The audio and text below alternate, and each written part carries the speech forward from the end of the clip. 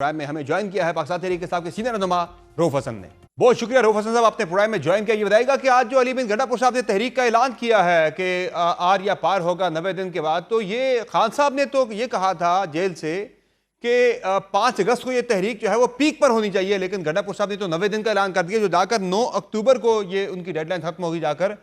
तो ये क्या है, गंडापुर साहब मामलात को बहुत आगे नहीं ले गए? Thank you summer. देखिए, अल्टीमेटली जो खान साहब की इंस्ट्रक्शंस हैं वही होंगी, उसी के मुताबिक तहरीक चलेगी और किसी शख्स की प्रेरोगेटिव नहीं है कि वो उसको चेंज करे। खान साहब ने एक अहकामात के मुताबिक 5 तारीख को ये जो 5 अगस्त को ये तहरीक जो है अपने नुक्ताए अरूज पर होगी। अरूज पर होगी।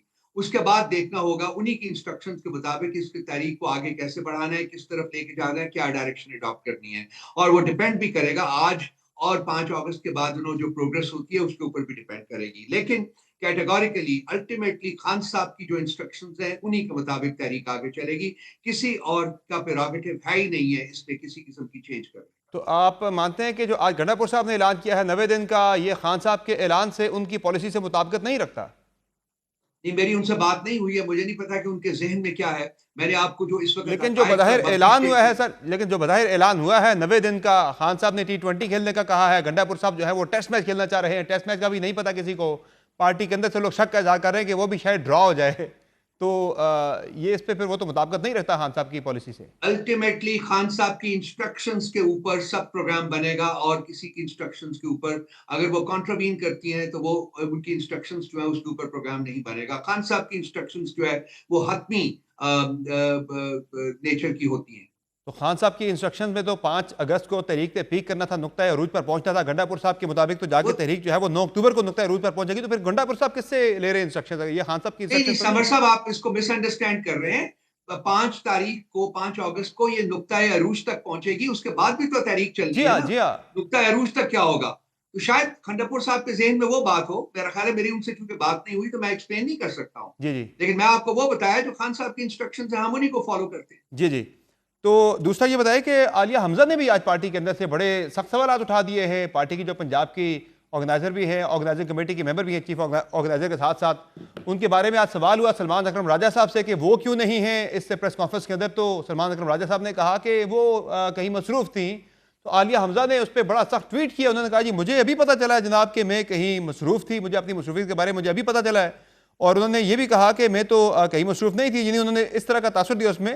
फिर साथ वो ये भी कह रही हैं कि ऐसी मसरूफियात जिनका शायद मुझे भी इल्म नहीं था। क्या कोई रोशनी डालेगा वज़ीर आज़म खान की रिहाई के लिए किस लाए अमल का आज किसी लाए अमल का आज ऐलान होना था, कोई ऐलान हुआ है आज? फिर वो ये भी कह रही है कि तहरीक कहाँ से चलेगी, कैसे चलेगी, 5 अगस्त के मुकाबले में 90 दिन का प्लान कहाँ से आ गया? अगर आप में से किसी की नज़र से गुजरा हो तो मेरी भी रहनुमाई कर दें। फोकस और निशाना सिर्फ इमरान खान की रिहाई, नारा सिर्फ एक ही है। तो वो तो कुछ और बात कर रही हैं। वो तो गंडापुर साहब के जो आज के ऐलानात थे सलमान अकरम राजा के, उस पर बड़ा खुल के उन्होंने जो है वो आज खुल के उन्होंने उसकी मुखालफत की है। समर साहब, लेट मी कंसीड के इसमें किसी किस्म की मिसअंडरस्टैंडिंग हुई है, बिल्कुल हुई है। ये जो सारा इवेंट था जो कि कल का था, लाहौर का इवेंट था, ये पार्लियामेंटेरियंस का इवेंट था।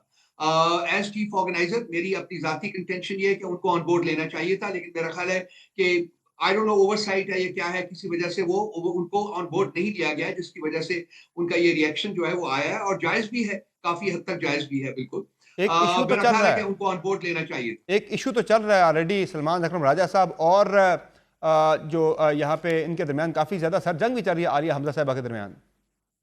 नहीं, जंग वगैरह कोई नहीं चल रही जी। देखिए, मुख्तलिफ आरा होती है, मैं बार बार सख्त यही कहता हूँ। इख्तलाफात चल रहे हैं सब आलिया लोगों के हमजा दरमियान। आलिया हमजा जो है वो चीफ ऑर्गेनाइजर है, उनके पास एग्जीक्यूटिव पावर है कि वो फैसले करें उनके बारे में। लेकिन मुख्तलिफ आरा हो सकती है, मेरा ख्याल उनको वो एक पावर उनकी कंसल्टेटिव कर्टेल कर दी थी सलमान अकरम राजा साहब ने कमेटी बनाकर।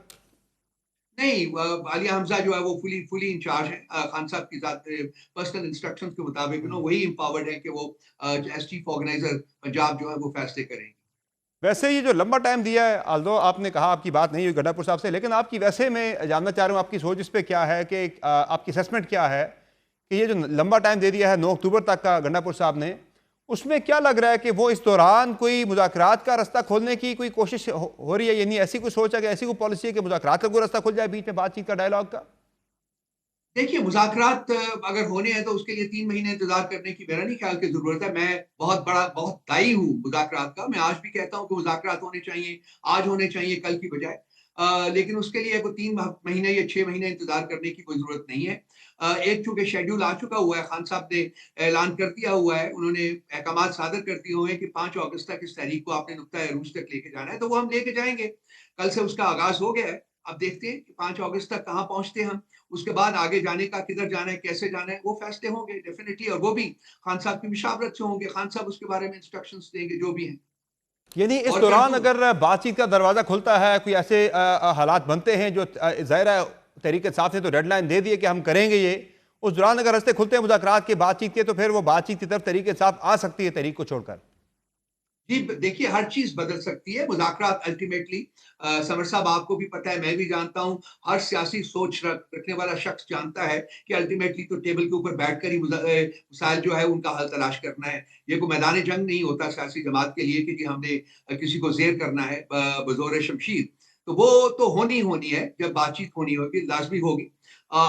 लेकिन अगर बातचीत के दरवाज़े खुलते हैं, अगर राज़ी हो जाते हैं सब पार्टीज जो है वो बातचीत करने के ऊपर, तो तहरीक जो है उसको अकॉर्डिंगली मॉडिफाई किया जा सकता है। बिल्कुल, बिल्कुल, आप सही कह रहे हैं। लेकिन सर मुज़ाकरात की जो मेज़ है, वो मेज़ शायद वो होगी जो जो आपने पहले छोड़ी थी आज से चंद महीने पहले, चंद हफ्ते पहले। उस पे तो आज तलाल चौधरी ने भी कह दिया है, वज़ीर मुमलिकत बराए दाखिला, वो कहते हैं कि तहरीक इंसाफ को उसी मेज़ पर वापस आना होगा जो मेज़ कुछ अर्सा पहले वो छोड़ कर गए थे। तलाल साहब मैटर नहीं करते हैं, मैं नहीं चाहता कि मैं अपने आप को उस लेवल तक लेके जाऊँ कि मैं ऐसे लोगों को रिस्पॉन्ड करूँ। जब मुज़ाकरात शुरू होंगे आप भी समर देखेंगे, मैं भी देखूँगा कि किसके साथ होते हैं, कैसे होते हैं। हाँ, अगर पॉलिटिकल कैमोफ्लेज करना है, मैं बार-बार ये कह रहा हूँ अल्टीमेटली मुज़ाकरात तो पीटीआई और एस्टेब्लिशमेंट के दरमियान होने और होने भी चाहिए बिकॉज़ मुज़ाकरात उनसे किए जाते हैं जिनके पास ताकत हो और बाकी अगर उसको एक पॉलिटिकल कैमोफ्लेज देना है तो वो ठीक है। वो फिर जैसा एग्रीमेंट होगा, जैसा फैसला होगा उसके मुताबिक उस पर अमल किया जाएगा। यानी आप कह रहे हैं कि अगर ये हुकूमत ही, नून लीग की हुकूमत ही अगर रिप्रेजेंट करे एस्टैब्लिशमेंट को, तो वो भी आपके लिए काबिल कबूल है, अगर वो खुद ना भी है देखिए, मुज़ाकरात के अंदर, मैं जो आपको इसको जो इसको आप रिवर्स कर कैमोफ्लेज का लीजिए। वर्ड मैं यूज़ ये कर रहे हैं कहता हूँ आपको। मैं ये कह रहा हूँ कि अगर एस्टैब्लिशमेंट चाहेगी कि इसको पॉलिटिकल कैमोफ्लेज किया जाए, इस जो जो बातचीत है पीटीआई और एस्टैब्लिशमेंट के दरमियान, तो वो एक पॉसिबिलिटी है। लेकिन अल्टीमेटली एज़ आई से एंड आई रिइटरेट माय सेल्फ कि बातचीत जो है वो अल्टीमेटली पीटीआई की एस्टैब्लिशमेंट से ही हो। आया वो थ्रू नून लीग के बेशक हो, वो आपके लिए ट्रू काबिल कबूल है। नून लीग नहीं मैं कहूँगा, एक कैमोफ्लेज है। आप जब कैमोफ्लेज का पॉलिटिकल मतलब है कैमोफ्लेज कि की बात उसने एक करें, तो फिर यही है ना कि हाँ। उनकी जगह पे नून लीग आके बैठ जाए उनको रिप्रेजेंट करने के लिए। ट्रू नहीं, ट्रू का लफ्ज़ नहीं मैं इस्तेमाल करूँगा। मैं कहूँगा ठीक है, एक एक इंप्रेशन दिया जा सकता है कि जी ठीक है, इसमें पॉलिटिकल लोगों के साथ डायलॉग हो रहा है, लेकिन अल्टीमेटली जो पावर है, वो उसी के साथ ही बात होनी है ना भाई। सही है। और तो किसके साथ बात होनी है? इनके पास तो है ही कुछ वैसे नहीं खान देने को। साहब ने तो 4 दिन पहले ट्वीट में कहा था कि अब बातचीत के, मुज़ाकरात के, डायलॉग के दरवाजे बंद हो चुके हैं, अब हम तहरीक की तरफ जा रहे हैं। समझ देखिए मैंने कहा है कि आज अगर तहरीक तो हमारी शुरू हो गई है। अब इस तहरीक के आगे बढ़ने के साथ-साथ अगर पॉसिबिलिटीज़ जो हैं, वो मुज़ाकरात की दोबारा से जागती हैं, तो लाज़मी बात है कि एक पॉलिटिकल पार्टी होने के नाते हम इनकार नहीं करेंगे मुज़ाकरात करने से। उसके हिसाब से हम इसको रीमॉडल कर देंगे तहरीक को डेफिनिटली। यानी कि तहरीक छोड़कर आप मुज़ाकरात की तरफ आ सकते हैं, ये बड़ी छोड़ने खुशआइन की बात है। बात नहीं है, उसको रीमॉडल कर देंगे सही है। रीमॉडल कर देंगे। वो देखेंगे कि मुज़ाकरात कैसे ठीक। शुरू होते हैं, कहाँ शुरू होते हैं, कितना वक़्त लगता है। उसके हिसाब से हम तहरीक अपनी को रीमॉडल कर दें। तो ये जो गंडापुर साहब ने 90 दिन का टाइम दे दिया, ऐसा ना हो कि 90 दिन में उनकी अपनी छुट्टी हो जाए, क्योंकि जाहिर है आगे 8 अगस्त की डेडलाइन है। ये जो जीएचक्यू हमला केस है, उस केस की, उसमें भी वो नॉमिनेटेड भी हैं। फिर दूसरा केपी के अंदर भी कोई अदम एतमाद की बातें भी हो रही है, मौलाना साहब भी उनके हटाए जाने का मुतालबा कर रहे हैं, तो कहीं उनकी अपनी छुट्टी ना हो जाए इस दौरान। कॉन्फिडेंट है कि वो रहेंगे। मैं इस किस्म की स्पेकुलेटिव जर्नलिज्म में नहीं पढ़ता मेरे भाई, आप जानते हैं हमें हमारे पास नंबर्स हैं, बहुत सेफ नंबर्स हैं। जिसने कोशिश करनी है हमारी हुकूमत गिराने की कर ले, उसमें कामयाब नहीं होंगे। बाकी जो केसेस चल रहे हैं मेरे भाई, वो तो आपको पता है कि उनके फैसले क्या आ रहे हैं, किस सही है। तरीके से आ रहे हैं, किस प्रेशर के अंडर आ रहे हैं। मैं उनके ऊपर भी कमेंट नहीं करूंगा। वो जब आएंगे तो उस हिसाब से फिर उसके बारे में अपनी हम पॉलिटिकल स्ट्रैटेजी या जिन लीगल जिन स्ट्रैटेजी जो है उसको जिन रिवाइज मौलाना करेंगे। फजल रहमान साहब के के बारे में आप पिछले हफ्ते बड़े कॉन्फिडेंस का इजहार कर रहे थे कि वो फिलहाल किसी ऐसी मूव का ऐसा नहीं बनने जा रहे, कल उन्होंने मुतालबा कर दिया कि गंडापुर साहब को हटा दे, तहरीक साहब खुद ही उन्हें हटा दे, तब्दील कर दे अपने अंदर से ही। उन्होंने ये नहीं कहा कि गंडापुर साहब को हटा दें, उन्होंने कहा जी कि अगर कोई चेंज आएगी तो वो पीटीआई के अंदर से आएगी। तो गंडापुर अब साहब के पीटीआई के हटाने का अंदर से मुतालबा कोई किया चेंज ना, वज़ीर आने के आज़म तो फिलहाल गंडापुर साहब ही देखिए हैं, वो उन्हीं का देखिए नहीं, मुतालबा नहीं, कर नहीं, रहे थे वो हटाने का। जो उन्होंने कहा है मैं रिपीट कर रहा हूँ कि जी। पीटीआई के अंदर से आएगी। अब पीटीआई के अंदर से तो अभी तक कोई चेंज नहीं आने का कोई इम्कान नहीं है। तो वो फिर ये है कि इसी इसी इसी हिसाब के ऊपर उनको अपना काम जारी रखना होगा मौलाना साहब को।